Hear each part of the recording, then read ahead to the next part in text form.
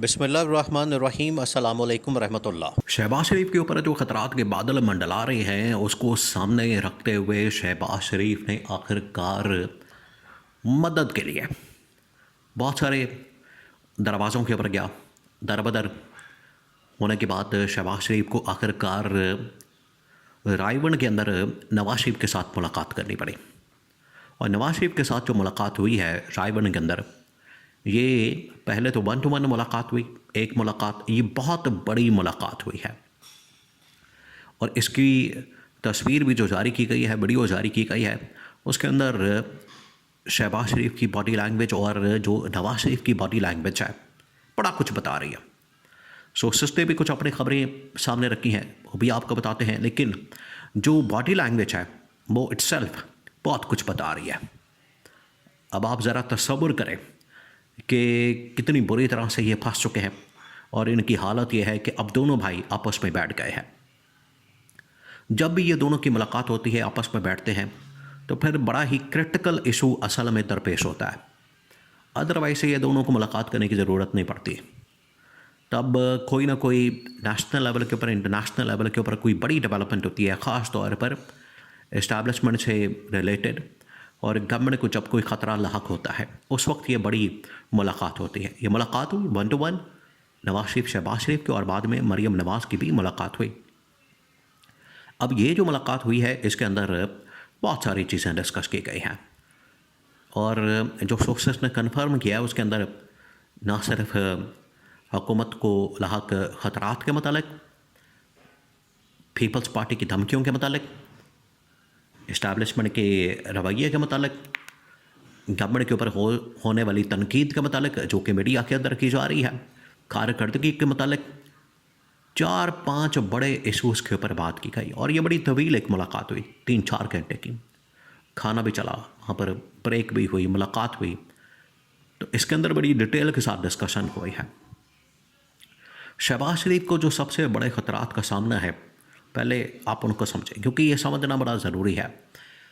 मुलाकात तो हो गई लाहौर के अंदर, रायवन के अंदर, लेकिन जो ख़तरात दरपेश हैं, अचानक से शहबाज शरीफ को लाहौर क्यों आना पड़ा, आके नवाज शरीफ के साथ मुलाकात क्यों करनी पड़ी, इसके पीछे असल में वो ख़तरात हैं और मुस्तक़बिल का वो नक्शा है जिसको सामने रखते हुए शहबाज शरीफ को आखिरकार रायवन में नवाज शरीफ के साथ मुलाकात करनी पड़ी। ख़तरात कौन कौन से हैं? ख़तरात उसमें पीपल्स पार्टी की धमकियाँ, MQM की धमकियाँ, पीपल्स पार्टी को जिस तरीके से माइनस करने की, 28 में तरमीम लाने की बात हो रही है, ऐवान सदर से आसिफ अली जरदारी को निकाल कर वहाँ पर इस्टेब्लिशमेंट या किसी और आदमी को लाने की बात हो रही है। इसके अलावा अगर MQM और पीपल्स पार्टी को कॉम्पनसेट नहीं किया जाता तो उसके बदले में वो गवर्नमेंट से अलहदगी का ऐलान कर देंगे, बहुत बड़ा इशू है। फिर आगे आज़ाद कश्मीर गिलगित बल्तिस्तान के अंदर गवर्नमेंट मौजूद हैं, उनके बारे में। इसके अलावा इस्टेब्लिशमेंट का अदम एतमाद और आवाम की जानिब से जो गैर मकबूलियत का मामला है और परफॉर्मेंस का मामला है, ये सबसे एंड पर डिस्कस हुआ। यहाँ से आप अंदाज़ा कर सकते हैं कि इन्हें आवाम की असल में फ़िक्र ही कोई नहीं। आवाम के लिए जो मामला डिस्कस किया जाता है वो एंड पे बिल्कुल 2-4 मिनट के लिए कि आप ये करते हैं, वो करते हैं, चलें आवाम को ठंडा मठा कर लें। बाकी जो सारे इनके मामलात होते हैं वो पावर पॉलिटिक्स से मुतालिक होते हैं, वो इस्टेब्लिशमेंट के मुतालिक, सियासी जमातों के मुतालिक, जोड़ तोड़ के मुतालिक। अब नवाज शरीफ ने कैटेगोरिकली मशवरा दे दिया। सबसे पहले तो नवाज शरीफ ने इस चीज़ का शिकवा किया और गिला किया कि मैंने मना किया था। अब शहबाज शरीफ को कैटेगोरिकली पहली बार आमने सामने बिठाकर नवाज शरीफ ने ये बात की कि तुम्हें मैंने मना किया था शहबाज शरीफ, इस तरह की हरकत मत करना। एक तो मेरे साथ तुमने धोखा किया, मेरे साथ तुमने जालसाजी की, मुझे जिस तरीके से सब्ज़ बाग दिखाया, ब्लफ मारा मेरे साथ, और उसकी वजह से मैं तो वज़ीर आज़म हाउस के अंदर नहीं जा सका, वज़ीर आज़म नहीं बन सका, लेकिन तुम वज़ीर आज़म बन के बैठ गए हो। अब भुगतो। अब इस्टेब्लिशमेंट तुम्हारे ऊपर चढ़ी हुई है, इस्टेब्लिशमेंट को मरहूने मिन्नत, इस्टेब्लिशमेंट की गोद में बैठकर, कंधों पर चढ़कर हुक्मरान बन के बैठ गए हो।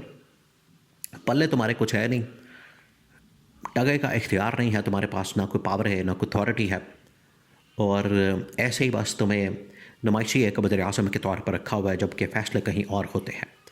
तो ये पहली बार नवाज शरीफ ने जो इस हवाले से इज़हार ख्याल है वो किया है, और ये बड़ा अहम नुक्ता है, बहुत अहम तरीन नुक्ता है जो कि नवाज शरीफ ने सामने रखा। और नवाज शरीफ ने बताया, शहबाज शरीफ को उसकी औकात याद करवाई है।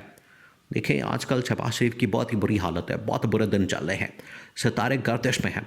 इसी वजह से आज एक एक आदमी, सियासी जमात, इत्तेहादी जमात, उनके अंदर सरबराहान, इस्टेब्लिशमेंट, पब्लिक, अवाम, इमरान खान, तमाम लोग शहबाज शरीफ को उसकी औकात याद करवाते हैं। इवन की काबीना के अंदर से तमाम ministers, Mohsin Naqvi, Muhammad Aurangzeb finance minister, Mohsin Naqvi interior minister, तमाम लोग शहबाज शरीफ को उसकी औकात याद करवाते हैं। और यही बात नवाज शरीफ ने यहाँ पर की। और नवाज शरीफ ने कहा कि तुम्हारी औकात ये है कि तुमने धोखा दे के, जालसाजी करके, 2 नंबरी करके अपने भाई के साथ, चलें दुनिया में किसी के साथ आप करते हैं, कोई मसले वाली बात नहीं है, होता रहता है दुनिया के अंदर, उतार चढ़ाव आते हैं, धोखेबाजियाँ, चालबाजियाँ, ये तमाम चीज़ें होती हैं। लेकिन एक भाई के साथ इस तरह की धोखेबाजी, ये तो माजी के अंदर, पास्ट के अंदर, तारीख के अंदर या तो मीर जाफ़र, मीर सादक या कुछ मुग़ल हुक्मरानों ने अपने इस तरह से भाइयों के साथ, बाप के साथ, बेटों के साथ इस तरह का मामला किया। अदरवाइज़ ये तो उसने कहा कि शरीफ ख़ानदान के अंदर तो इस तरह की कभी बात ही नहीं हुई, और मैं तुम्हें लाने वाला। नवाज शरीफ का असल में सारा फोकस, सारा इसरार इस बात के ऊपर है कि मैंने तुम्हें लॉन्च किया। मैंने जब 15 साल की सियासत कर ली, उसके बाद मैंने तुम्हें लॉन्च किया पंजाब से, और तुमने आके मेरे ही पीठ में छुरा घोंप दिया। यह सबसे बड़ी शिकायत की, शिकवा किया। अब शहबाज शरीफ के पास इसका जो जवाब नहीं था, शहबाज शरीफ इसका कोई जवाब नहीं दे सका, बड़ा लाजवाब हो गया। उसके बाद नवाज शरीफ ने कहा कि ये जो पीपल्स पार्टी है, आसिफ अली जरदारी है, अगर जाता है तो जाने दें, इसमें कौन सी ऐसी कोई मसले वाली बात है। एम जाती है तो जाने दो, इस्टेब्लिशमेंट नाराज़ होती है तो नाराज़ होने दो, थोड़ा सा पब्लिक के ऊपर फोकस करो, आवाम के ऊपर फोकस करो। सपोर्ट तुम्हारे पास है कोई नहीं, आवाम की हिमायत है कोई नहीं, और जाली तरीके से फॉर्म 47 के ऊपर मैंडेट चोरी करके, गैर आइनी तरीके से, गैर अखलाकी तरीके से, गैर कानूनी तरीके से तुम आके इक़्तिदार में बैठ गए हो। और पॉपुलैरिटी देखें इमरान खान की बढ़ी है, ये ख़ुद एतराफ़ किया है नवाज शरीफ ने। और नवाज शरीफ ने एंड पर हल बता दिया। उसने कहा कि अगर तुम चाहते हो कि तुम्हारी पब्लिक के अंदर साख बहाल हो, इस्टेब्लिशमेंट के साथ जो भी तुम्हारे साथ सलूक है, रवैया है, ट्रीटमेंट है, अगर तुम चाहते हो कि इस्टेब्लिशमेंट को जवाब दो, तो उसके लिए बेहतर है कि इमरान खान से हाथ मिलाओ, इमरान खान से माफ़ी मांगो, इमरान खान के ख़िलाफ़ इंतकामी कार्रवाई को बंद करो, पॉलिटिकल विक्टिमाइजेशन को बंद करो।